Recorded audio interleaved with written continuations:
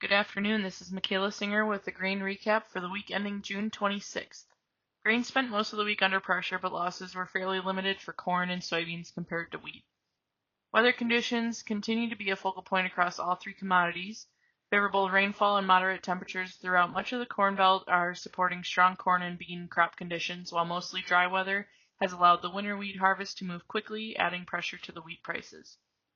Exports remain supportive this week, with corn demand staying strong thanks to continued purchases from key buyers like Mexico. Soybean exports were respectable despite limited Chinese buying, while wheat export sales were weaker and added to the bearish tone in that market.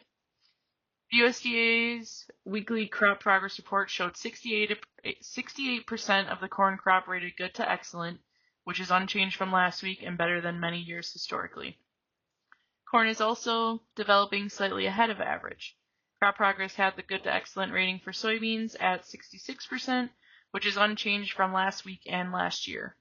Crop conditions had winter wheat harvest moving quickly at 40% complete, which is well ahead of the 5-year average of 24%.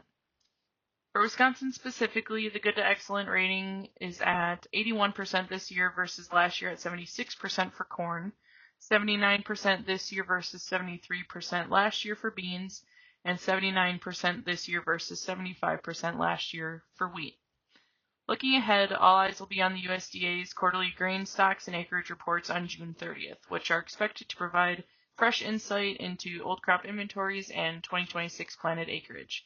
These reports often bring increased market volatility, so stay tuned and contact your local merchandiser with any marketing opportunities. Thank you for listening to this week's market update and have a great weekend.